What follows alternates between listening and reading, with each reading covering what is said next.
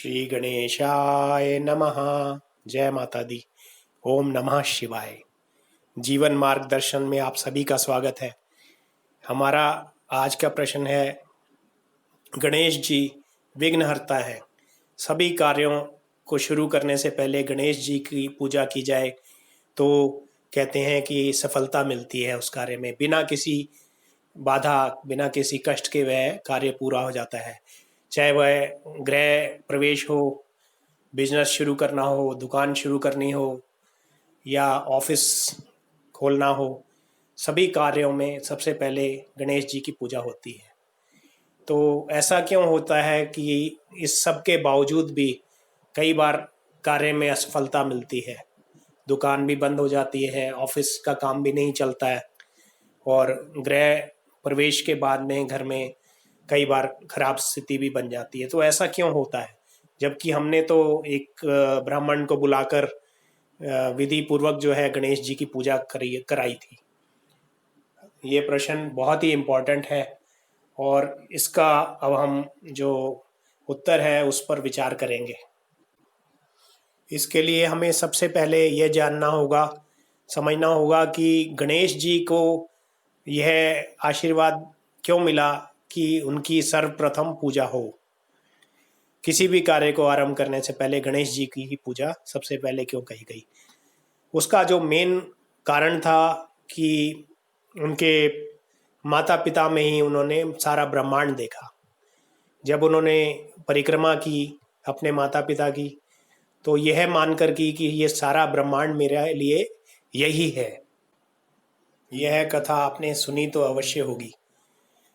और जब उन्होंने ब्रह्मांड के रूप में अपने माता पिता का बखान किया तो उनके माता पिता शिव पार्वती जी प्रसन्न हो गए उनसे और उन्होंने उनको आशीर्वाद दिया गणेश जी को कि कोई भी कार्य करेगा उससे पहले आपकी पूजा होगी। अब हमें इसे समझना चाहिए कि हम गणेश जी की हमने पूजा की, विधिवत की, ये बिल्कुल सही है।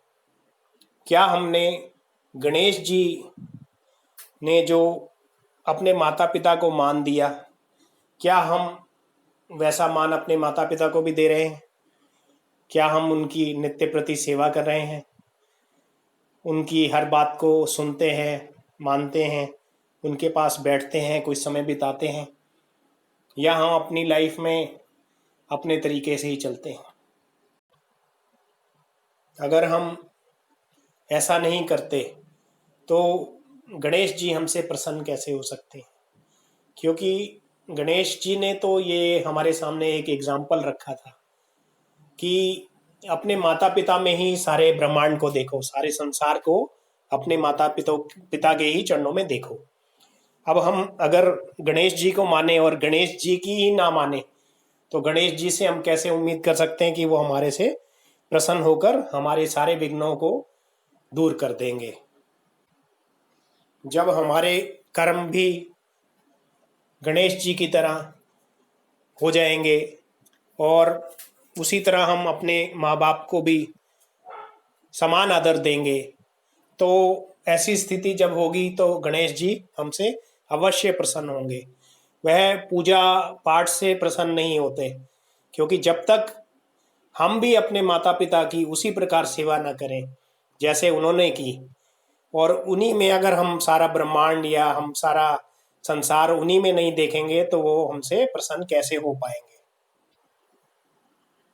गणेश जी सभी रिद्धि सिद्धि के दाता हैं, विघ्न विनाशक हैं, और यह सब चीज़ें हमें तभी मिल पाएंगी जब हम अपने माता पिता को प्रसन्न रखेंगे, उनकी आज्ञा मानेंगे, उनकी भरपूर सेवा करेंगे। और अगर ऐसा हम करेंगे तो निश्चय ही गणेश जी हमसे प्रसन्न होकर हमें ऐसा वर देंगे कि हमारे हर कार्य में जो है विघ्न बाधाओं से मुक्ति मिल जाएगी।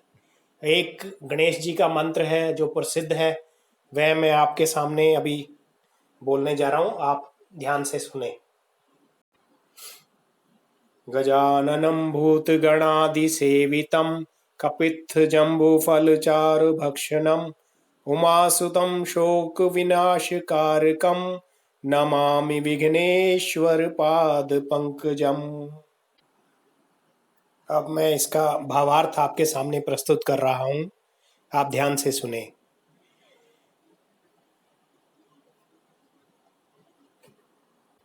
जो हाथी के समान मुख वाले हैं तथा भूत आदि गण जिनकी सेवा में रहते हैं तथा जामुन के फल जिनको अत्यंत प्रिय हैं, वह उमा पार्वती के पुत्र हैं तथा समस्त प्रकार के शोकों का विनाश करने वाले हैं।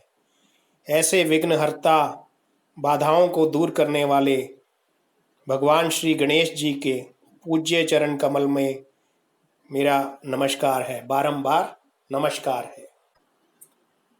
इस मंत्र के जाप के द्वारा भगवान गणेश जी की पूजा होती है तथा वे प्रसन्न होते हैं। साथ में जैसे मैंने पहले आपसे कहा, आपको समझ आ गया होगा कि अगर हम गणेश जी को मानते हैं और गणेश जी की नहीं मानते हैं तो फिर भगवान का मिलना, भगवान का प्रसन्न होना मुश्किल है। और अगर हम चाहते हैं कि हमारे जीवन में कोई भी कार्य आरंभ कर रहे हैं, चाहे वो बिजनेस है, कुछ भी है, हम अगर सच्चे मन से अपने माता पिता का मान करेंगे, उनको भरपूर आदर देंगे, तो अवश्य ही गणेश जी हमसे प्रसन्न होंगे और हमारी सारी विघ्न बाधाओं को दूर करेंगे। यह वीडियो देखने के लिए आपका बहुत बहुत धन्यवाद। जय माता दी।